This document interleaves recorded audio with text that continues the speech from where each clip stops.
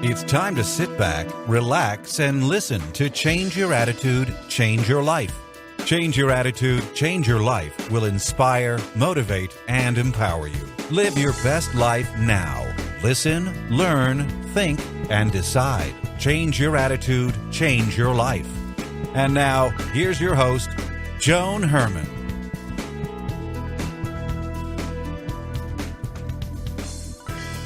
Welcome to Change Your Attitude, Change Your Life. You're listening to us in your neighborhood, from coast to coast and around the world. Thanks for tuning in.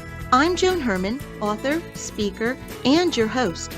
Change Your Attitude, Change Your Life brings you interviews with some of the most inspirational and influential people in the world. It's our goal to educate and empower you so you can live your best life now. Thank you for taking time for yourself, and thank you for letting us be a part of your life. We have another great show for you today. When today's guest, Allan Lokos, found himself trapped in the burning wreckage of a plane crash on Christmas Day 2012, his instincts kicked in and he did everything in his power to get himself and his wife out of the plane to safety. Allan was severely burned in the crash, and in the time following the accident, many doctors said that he would not survive. But Allan is here today to share his miraculous story and to discuss how we can all survive and thrive in the midst of pain and adversity. Allan is an author, and his new book is Through the Flames. Welcome, Allan. Thank you so much for joining us today. I'm so happy that you are here to be with us today. Well, thank you. And, I'm so happy to be any place, of course.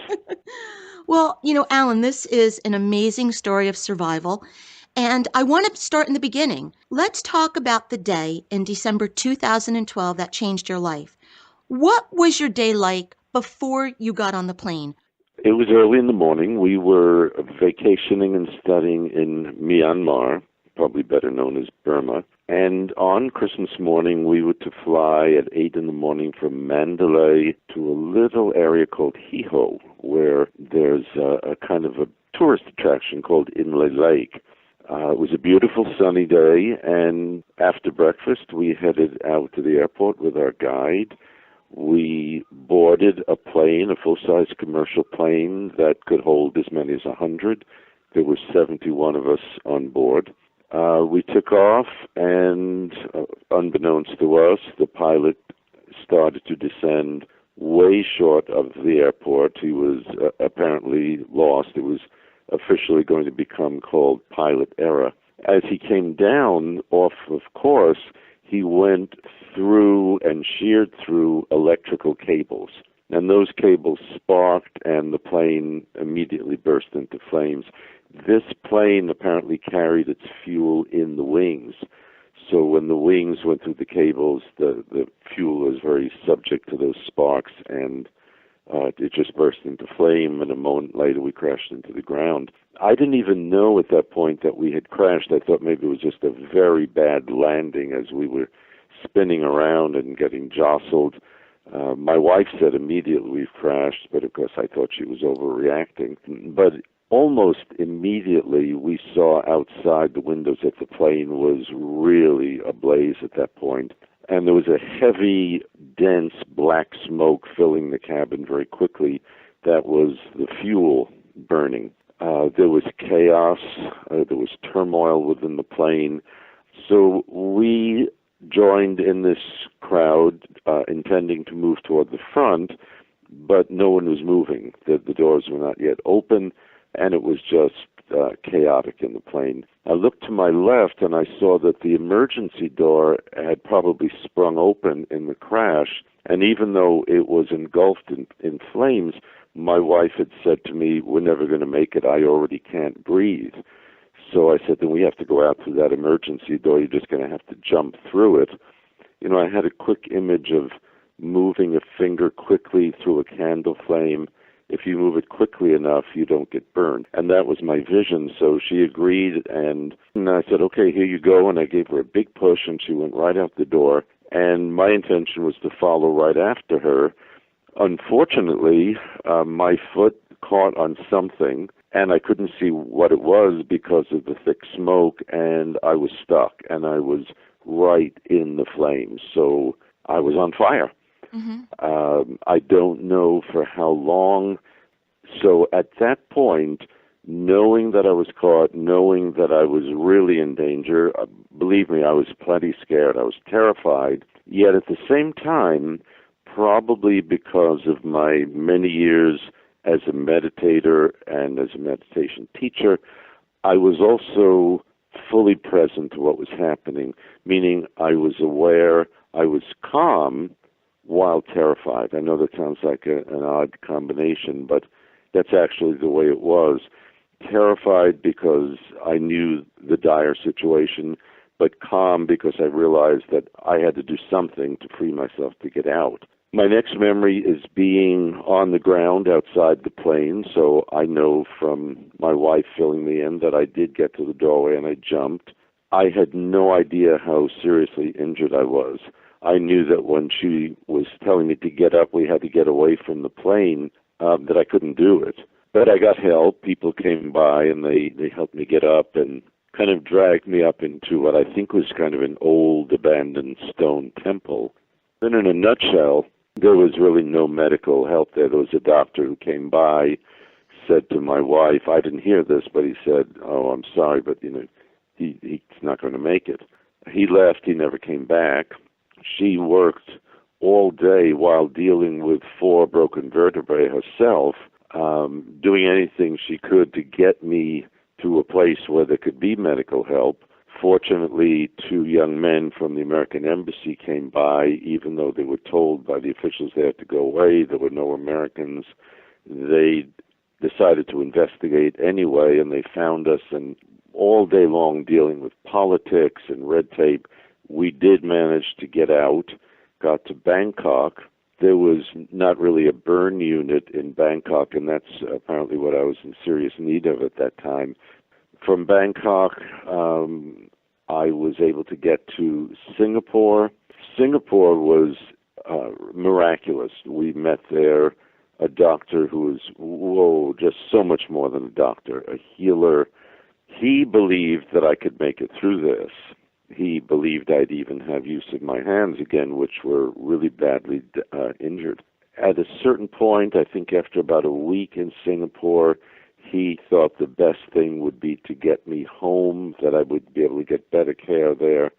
That required an enormous amount of maneuvering because the small medevac plane from Singapore to New York would take 30 hours and 5 stops in different countries, which meant licenses and permits, etc.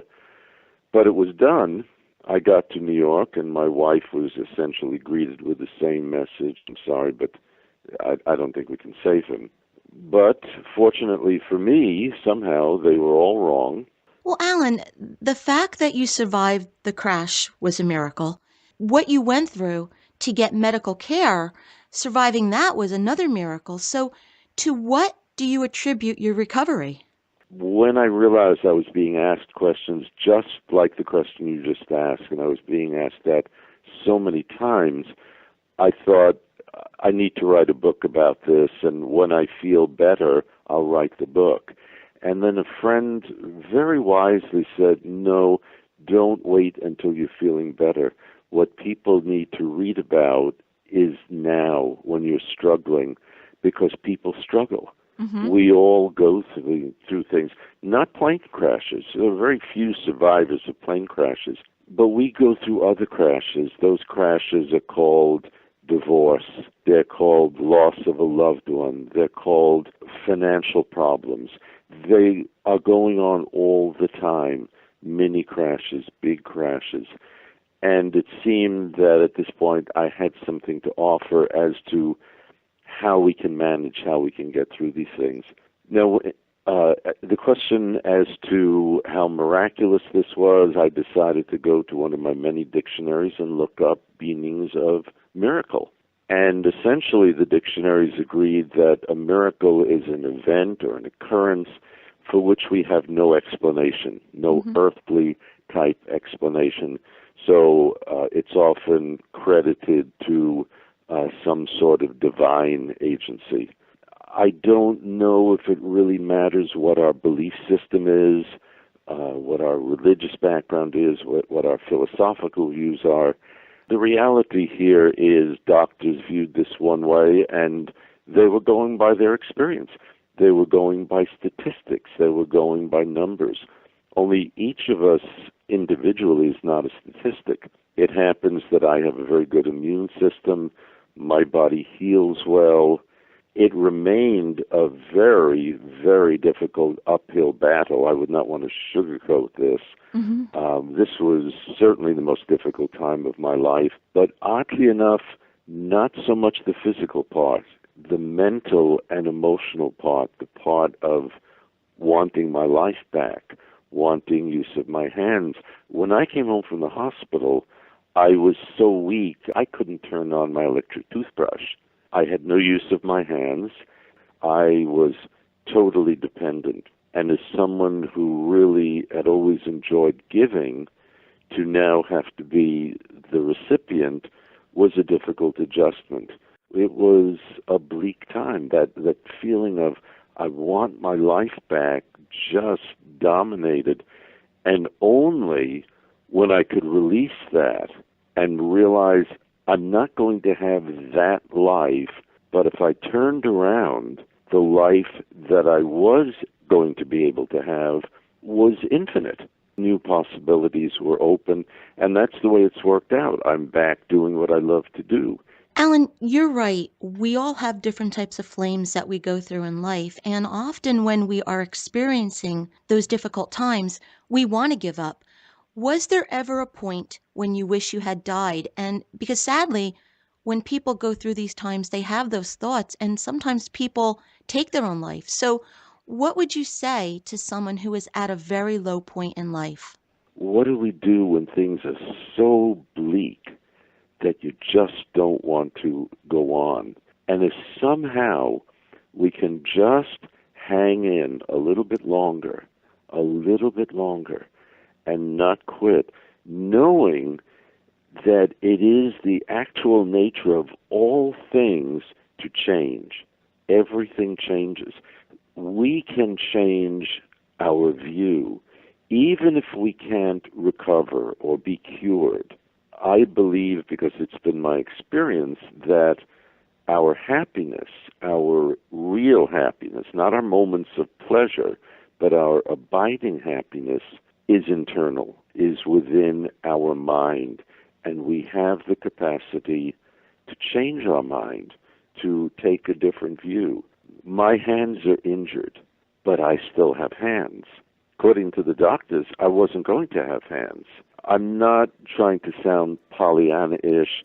I'm just sharing how I've been able to get through this, and I believe I've done more than get through it. I feel like I'm thriving. Life is good. The book is Through the Flames, Overcoming Disaster Through Compassion, Patience, and Determination by Allan Lokos. If you'd like more information, you can visit Allan's website, allanlokos.com. That's ALLANLOKOS.com. Allan, thank you so much for joining us today. As I said in the beginning, I'm so happy that you're here. This is a wonderful message, and I believe that you were saved for a purpose. There is a true purpose to your life and your message. So thank you for being here to share it with us. Thank you, Joan. It was a pleasure. We'll be right back.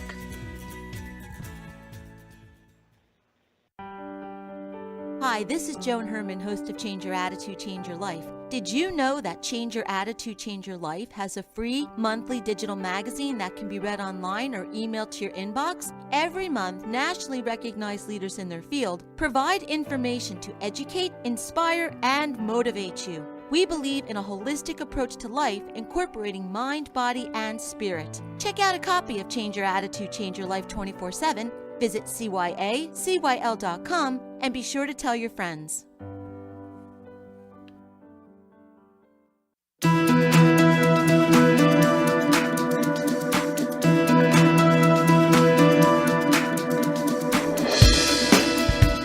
Thank you for joining us today. We hope you found the show informative. At At Change Your Attitude, Change Your Life, we believe that knowledge is power. Take what you've learned, apply it, and live your best life now. Remember that the information provided are the opinions of our guests and should never replace the advice of a professional who knows your personal situation. If you'd like more information, visit our website, cyacyl.com. That stands for Change Your Attitude, Change Your Life. While on the site, listen to past shows on demand, read the digital magazine, and be sure to follow the show on Facebook and Twitter. Until next time, this is Joan Herman. Thanks for tuning in.